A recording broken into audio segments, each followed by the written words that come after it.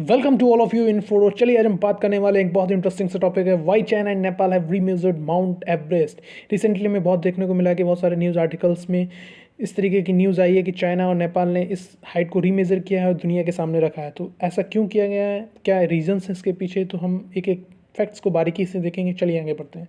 तो सबसे पहले हम इसको एक बार मैप पर देख लेते हैं कि जो माउंटेन एवरेस्ट है वो नेपाल और चाइना के बॉर्डर पर लाई करता है, और जो भी माउंटेनियर्स होते हैं या तो वो नेपाल के थ्रू और चाइना के थ्रू माउंटेन एवरेस्ट की पीक तक पहुंचते हैं।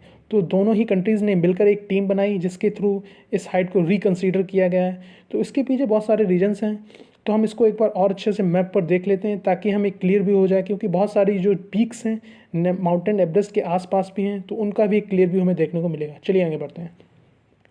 तो ये है हमारा भारत। चलिए देखते हैं माउंटेन एवरेस्ट को किस तरीके से। इस हाइट में आप देख सकते हैं यहाँ पे बहुत सारी पीक्स आपको देखने को मिल रही होंगी साइड में।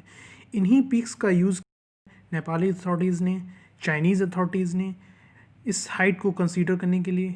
देखिए कितना शानदार सा व्यू है हमें देखने को मिल रहा है माउंटेन एवरेस्ट का, दुनिया की सबसे ऊंची पीक माउंटेन एवरेस्ट। तो हम यहाँ पे देख सकते हैं किस तरीके से एक news article the Indian Express की न्यूज़ है 22 दिसंबर की, why China and Nepal have remeasured mountain Everest.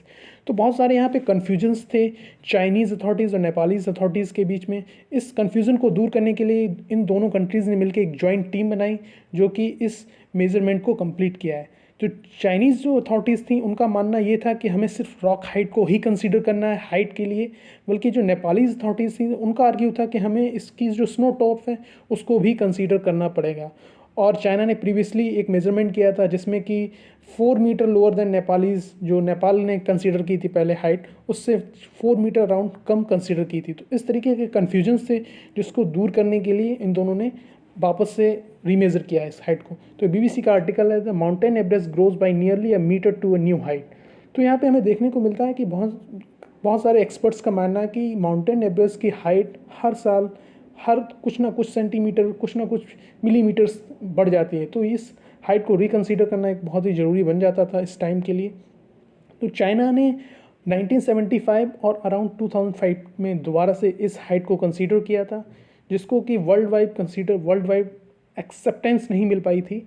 लेकिन जो नेपालीज गवर्नमेंट है उन्होंने ये कबूल किया था एक तरीके से कि वो अंडर प्रेशर थे चाइना से, क्योंकि इस हाइट को एक्सेप्ट करने के लिए। तो इसलिए उन्होंने दोबारा से डिसीजन लिया इसको रिकंसीडर करने के लिए, रीमेजरमेंट करने के लिए। और जो पिछली जो हाइट थी वो वर्ल्ड वाइड एक्सेप्ट की गई थी, जो कि सर्वे ऑफ इंडिया ने 1954 में की थी, लेकिन इस हाइट को चाइना ने कभी भी एक्सेप्ट नहीं किया। तो यहाँ पे कुछ फैक्ट्स हैं माउंटेन एवरेस्ट के बारे में।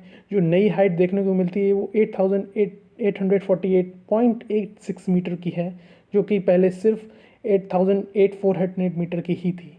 तो ये चाइना और नेपाल ने को अनाउंस किया, दोनों ने मिलकर अनाउंस किया है। जो एवरेस्ट है वो 50 to 60 million year old mountains हैं, ये बहुत ही पुराने माउंटेन्स हैं।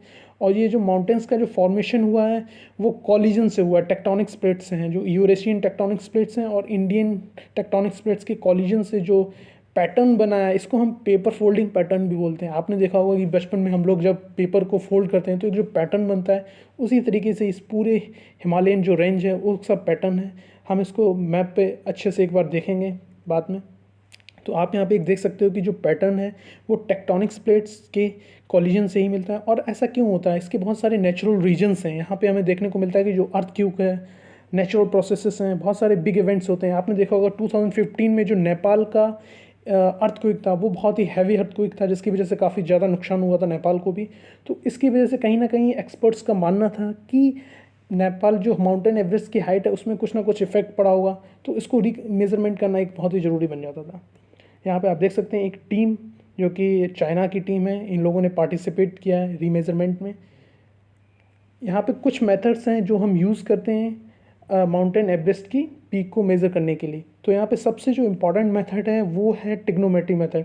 हम सभी ने इसको बचपन में पढ़ रखा है कि किस तरीके से हम टिग्नोमेट्री मेथड्स को यूज़ करते हुए एक हाइट को कंसीडर करते थे। तो यहाँ पे आप जैसे कि इस इमेज में देख सकते हो कि जो एलिवेशन एंगल है उसके थ्रू और जो बेस ऑफ रॉक है उसके जो डिस्टेंस होती है उसके थ्रू हम एक हाइट को कैसे कंसीडर करते हैं।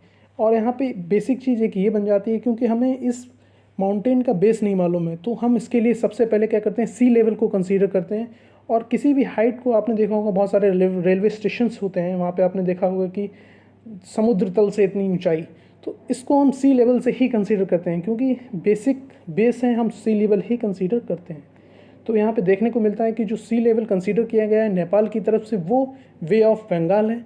और जो चाइनीज़ सर्वेयर्स हैं, उन्होंने ALOC, जो उनकी तरफ चाइना की तरफ पड़ता है, उसको वेस्ट मान के कंसिडर किया है। जो लेकिन नेपाल ने जो वे ऑफ बंगाल का यूज़ किया है, ऑलरेडी 1954 में इंडिया ने उसको उस हाइट को कंसिडर किया था। उसी हाइट को कंसीडर करते हुए नेपाल ने दोबारा से इस मेज़रमेंट को किया है। और दूसरा मेथड यहाँ पे है GPS के थ्रू, लेज़र बीम्स। क्या करते हैं, प्लेन होते हैं, बहुत सारे प्लेन्स होते हैं, उन पे GPS को हम यूज़ करते हैं और उसको हम ऊपर से माउंटेन एवरेस्ट के ऊपर से निकालते हैं, ताकि कि हर एक कोऑर्डिनेट्स को कैप्चर किया जा सके और एक कंप्यूटराइज मॉडल में हम उसको डाल के उसकी एक्यूरेट हाइट को पता लगाते हैं। अब यहाँ पे हमें देखने को मिलता है कि जो बहुत सारे छोटी छोटी पीक्स होती हैं, हमने नेपाल की जो अथॉरिटीज़ हैं, उन अथॉरिटीज़ ने उन पीक्स को यूज़ करते हुए बहुत सारे टेक्नोमेट्री जो मॉड्यूल्स हैं उनको यूज़ करते हुए पीक की हाइट को पता किया है। और यहाँ पे देखने को ये मिला है कि चाइना ने जो उनका खुद का नेविगेशन सिस्टम है बाइडू, उसका यूज़ किया है इस GPS मेथड को यूज़ करते हुए। तो यहाँ पे बहुत सारे मेथड्स हैं जिनको हम यूज़ करते हैं, और बहुत सारे टेक्निकल फैक्ट्स भी हैं इसमें। अर्थ रोटेशन हो गया, ग्रेविटी हो गया, ताकि कि जो हर सी लेवल से जो हम देखते हैं तो उसको पता लगाया जा सके।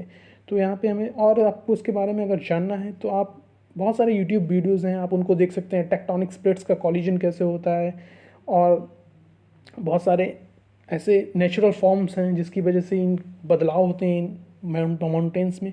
तो हम इस तरीके से बहुत सारी चीज़ें देख सकते हैं। तो चलिए, थैंक यू सो मच। और अगर आपको ये कंटेंट पसंद आता है तो आप प्लीज़ लाइक कीजिए, शेयर कीजिए, इससे काफ़ी मोटिवेशन मिलता है। Thank you so much.